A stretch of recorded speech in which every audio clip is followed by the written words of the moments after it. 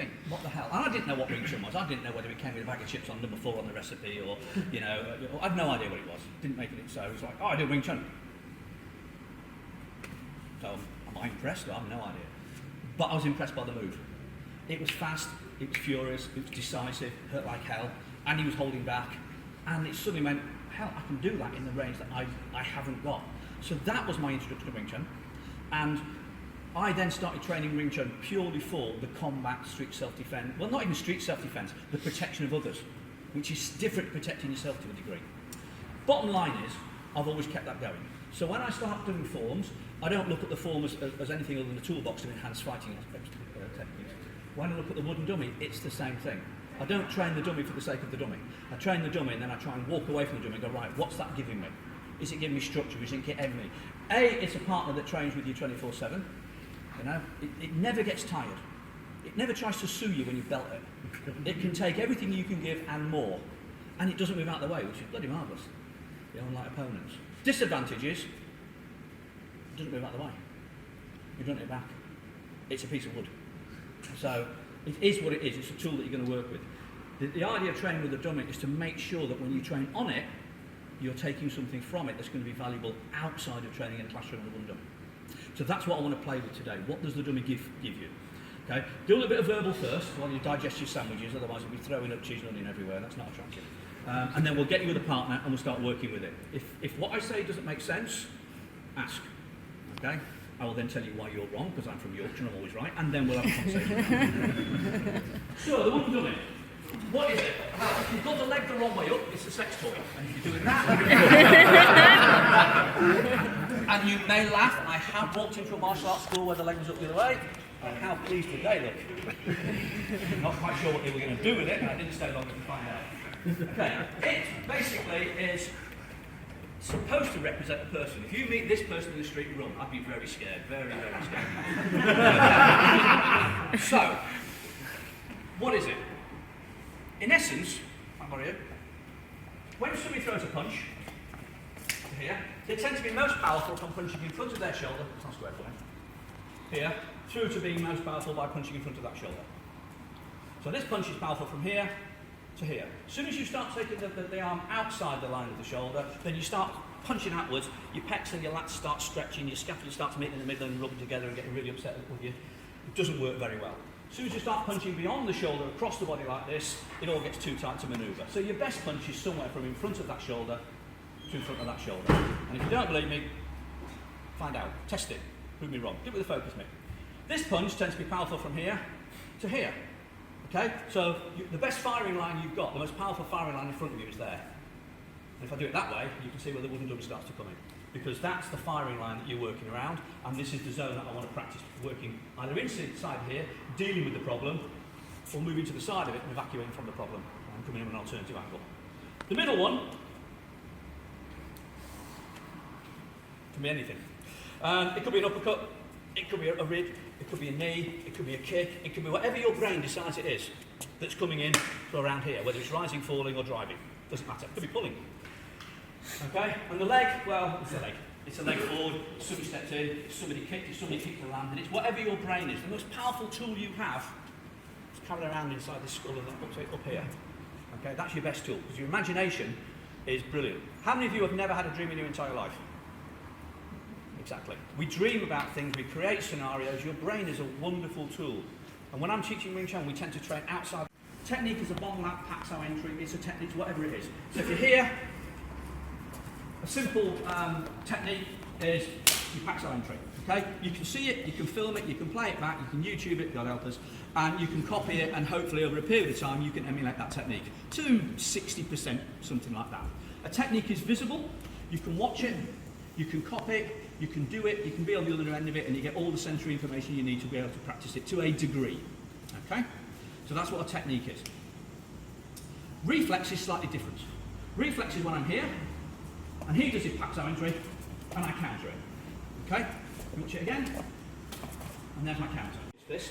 Don't block it out here because the elbow can come in, and don't block it here because the pivot will just whack you one. Control him here, and look where his stance is. I'm aiming in between. Okay? His testicles are already in retreat. They're already like, you know, chaps when you shave and you go like that. Well, his testicles are kind of doing the same thing. They're going, oh, I don't like where I am. Because it's an obvious target. It's so obvious, I'm kind of assuming you don't need to go there. But there's my contact point. If you then want to follow it through, by all means, follow it through. Okay? Stick your thumb in his eye and see if you can take his... Ooh, contact lens. Nice. Move back a bit. So you can follow it through, but be nice, because the golden rule number 3 still applies. It's their turn next. And do you know the benefit of teaching? It ain't his. So, here's the first. There's the second. From there, yes, I can rip. Yes, I can gouge. Yes, we can have a conversation. Yes, I can feel your contact lenses. Yes, they're not mine. Okay, we can have a discussion. Be nice. Feel free to follow it through. Feel free to have that little conversation, but feel free to put them into a control point if you want to. Don't, however, lose any element of what could be practicality. If it works in here, that's great. Is it going to work out there in the pissing rain when it's slippy and gravelly and horrible? You know? If yes, great. If no, don't bother doing it. Punch comes in, there's the first, there's the second. That's all I'm going to get you to do.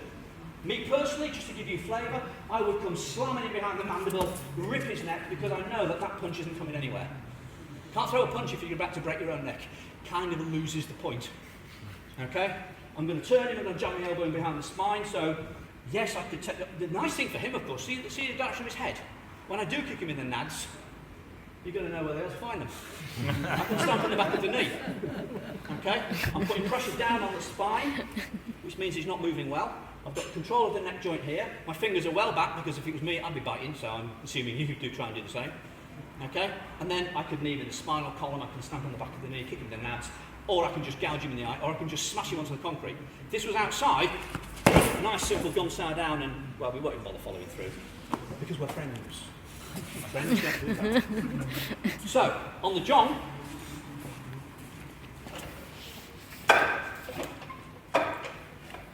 you drill to here.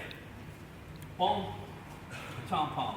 And as a drill, you want to be drilling that a lot. With a partner, how about you? Nice and slow, nice and simple. Give me a punch. All you're going to do is a bomb sound. Okay? He's going to punch here, you're going to evacuate, best block in the world, move, and you're just going to show them the position. You're not going to show them how tough you are, how hard you can hit, because otherwise he's going to come back and go, well, actually, I'm tougher than you are, it's my turn next. And you're going to look for controls. Okay? And here I'm controlling the elbow, so I know that that back fist, whatever it may contain, can't come this way easily. To retract that hand, I'm going to have an 8-inch warning before he gets his fist behind mine, so that's going to travel that distance way before that travels that distance. I've got a smash in the ribs, which would be a punch or a hit or an elbow or whatever you envisage it to be, to here. Okay?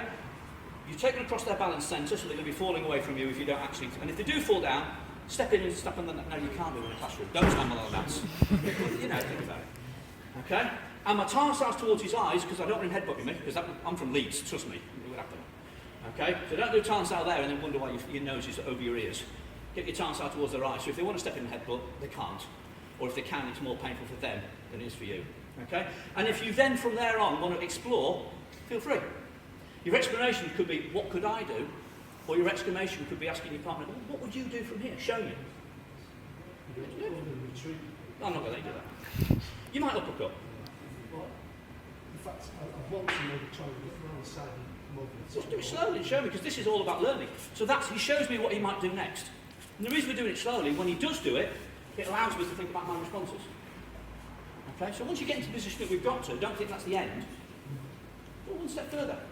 Always ask your partner, well, from the position I put you in, what could you actually do? As opposed to, what have I been told to do? Because that's where people always go wrong in training. So if I punch, you're going to do a bomb sound. Okay? There's the front, first. You're going to do the time sound. There's the second. Put the palm in the ring. It's okay, I've lost more than one, it's cool. Okay? So from here, now, what I'm doing is... Tough shit. The first time, you know, as your karate back then, any of your karate friends will now go, yeah! You'd be like, so from here, what I'm looking at, well, I noticed his tarsus was out, so I'd want to pick up the centre line. So me, you don't do the centre line up. I'd probably headbutt you. But you can go back there. For me, on my personal journey, I'd just come here. And I'd just be coming upwards, using the rising punch from Chun Kuen. No, I'd be smashing the ribs.